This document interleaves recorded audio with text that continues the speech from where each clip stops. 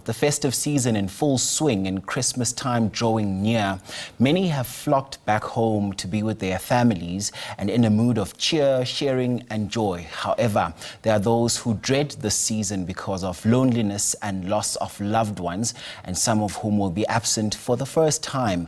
This tends to take its toll mentally and emotionally. So to help us unpack and understand the dynamics of dealing with the difficulty of being in an unfamiliar place of loneliness during Christmas is psychiatrist and occupational medical practitioner, Dr. Siki Gwanya-Mdletye, who joins us now. Thank you so much for your time on the program, Doc. So the festive season is a time to share with family, friends, and loved ones, but this is not always the case for everyone. So let's start at finding out, how does one deal with loneliness, particularly during this time?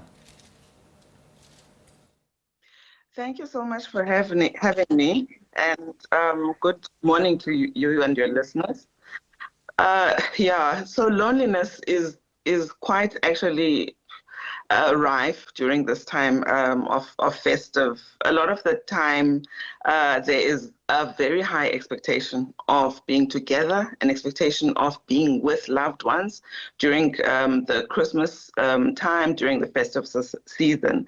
And as you say, a lot of people, who are migrant workers who work away from home, head towards home during this time. So the expectation is always that you'll be together with loved ones, you'll have a cheerful time, and it'll be all merry. So when, there have been losses during the year, when there's been loss of loved ones during the year, the very first Christmas and subsequent Christmases thereafter and subsequent times when the expectation of togetherness is heightened, loneliness becomes a huge problem that one has to deal with. I think you're asking about strategies of how to deal with that loneliness. And I think the very first one is really just that anticipation, that understanding and knowing that, during this time, it's quite likely that I'm going to miss that person whom I used to spend this time with, or those people whom I used to spend this time with. So even just that expectation and knowing that, you're going to feel these emotions, of loneliness, of sadness, of grief.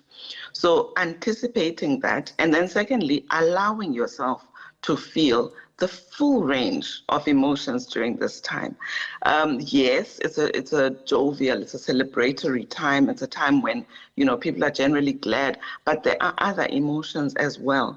And just as much as we feel these other emotions at other times of the year, we equally need to allow ourselves to feel those emotions even during this time. So we allow ourselves to feel the sadness, to feel the grief, sometimes the pain, sometimes the anger, and definitely we can feel pleasure as well. The pleasure we can derive from the memories, the memories that we share with those loved ones. We can derive pleasure even from acknowledging that Christmas is not going to be the same, but perhaps I can create a new, Christmas routine or a new Christmas tradition that I can now spend without my loved one, but with their memory. So I guess I'm saying allowing ourselves to feel the full range of emotions is another way in which we can perhaps deal with those unpleasant emotions during the Christmas time. And Doc, as you've rightfully said it there, getting used to this new normal now becomes a way of life, and grief actually comes in stages. One might think that they're fine and something happens and oops, they get triggered now. And even more intense on your first Christmases or these so-called big days that we refer to. How does one perhaps even pace themselves to actually deal with all these emotions, embrace these emotions, but also chart a way forward to embrace this new reality that they're faced with? So I think it's important to plan ahead. And I know that, different personalities approach planning in different ways. But I think it's important, if you think through the idea of anticipating grief and anticipating pain, planning becomes quite important, because as you plan, you begin to see how I can actually have meaningful, mindful distractions from that pain and the grief. And in planning, what I mean is leaving the day to its own devices. If it's one big day, if it's the Christmas day, which was a big thing, or Christmas Eve, if it's that one big day that was a big thing, with your loved ones whom you now no longer have, leaving the day to its own devices is probably one of the surest ways to feel the grief in its full impact, and to have it take you by surprise. So when you plan, you kind of stay one step ahead. So you acknowledge that I see you, grief, coming, right? I see you coming, and I will acknowledge you. You'll be there, but I'll welcome other emotions to the party too. I'll welcome the pleasure of remembering my loved one, maybe even crying about my loved one, but also enjoying the time with those whom I do have around me, because a lot of the time we do have one or two other people around us whom maybe we don't see because we are clouded by the grief. But when we plan ahead, we kind of open our eyes to what we do have around us, to what we do have working for us. Because even in the most hopeless of times, and I think that is part of the true meaning of Christmas. It's a time of hope, of renewed hope, right? So that sense of planning ahead, those mindful, meaningful distractions that bring an acute sense of appreciation of what we do have that's working for us, in spite of or together with the grief that we feel, or the pain that we feel. So that kind of helps us to reframe in a way, to look at Christmas with a new lens, as embracing that full spectrum, or that full range of the emotions that can flood us at the same time. So yeah, I think not anticipating and leaving the day to its own devices really can have the day take us by surprise and throw us completely off. And as you say that, Doc, I'm taking it back to a conversation I once had with one grief specialist who said sometimes when you're grieving, it's very important to also embrace your inner child. And this comes in the form of doing things that would ordinarily make you happy. How important is that? Would you agree? Oh yes, absolutely. So when we talk about creating new traditions or new memories, sometimes those new memories actually include some of the things that as you rightfully say, some of the things that really do make you happy, that really do bring you pleasure. There are many studies that look into playing, right, and the importance of play, not just for children, play for adults, right? And play is, I think, what you're referring to, is reminding yourself, what are those things that I enjoyed, that made me happy, that was simple. A lot of them are quite simple, actually, simple pleasures, that maybe take you back to a happier time. Yeah, so definitely incorporating those in your plan for the so-called big days, yeah, is not a bad idea at all. And Doc, sometimes family dynamics are simple at face value, but sometimes can be quite complex. And there's a lot at play here. Some even deal with family feuds throughout the year. And this would even be a reason why someone would not even be looking forward to be going home. Just how can people also navigate such dynamics?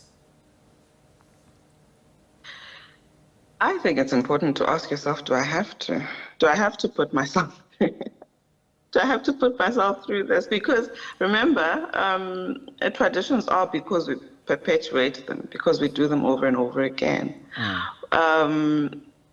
Some of these relationships are, very tricky to navigate. And I always encourage that you look critically at, what you're doing. Even sometimes when we do things in the name of tradition, but things that keep on, repeating traumas or re-inculcating traumas that we're trying to deal with, but we expose ourselves to those traumas unnecessarily, all in the name of maintaining tradition. We don't have to, right? And I think it's important to liberate oneself in saying, and this is definitely not saying that where there's potential conflict, avoidance is the best strategy. No, but where you have the opportunity to actually create other ways of enjoying and truly enjoying the time, if it is without those unnecessary traumas that replay themselves, that rehash themselves every single year because of, tricky to navigate and unhealthy ways in which we interact within our families, we don't have to mindlessly repeat those. We can renegotiate how we engage, both within ourselves and with our loved ones during this time. And maybe it becomes then an opportunity to say, hang on, let's take a step back. Do we want to? Do we want to spend this time together? And if we do, then maybe let's talk through, or let's think through how we can make it pleasurable for all of us, and not necessarily for a select few, whilst others are hurt in the process. And if that process of renegotiation is not feasible, is not acceptable, is not practical, then maybe within oneself, one needs to ask, do I have to put myself through that? Are there other alternative ways of enjoying the time and coming through the time intact within myself? I think that's important. That said, we are a collectivist society by and large, and this is a gross generalization. And a lot of our families and our cultural contexts are such that we do derive pleasure from community and from communal enjoyment. So as you negotiate or recontract the way in which you spend these big days or these, it's important to keep that in mind too. I'm always mindful to not give too specific recommendations because it can be dangerous to take something that's said on TV and apply it without thinking through everything in your life and how it applies. But I think suffice to say, our traditions are traditions because they're perpetuated, and there can be new or different ways of doing things. All right, I must thank you so much. That is, of course, Dr. Siki Gwanya-Mdletye. They're talking to us about dealing with loneliness during the festive season. Thank you so much for your insights on the program.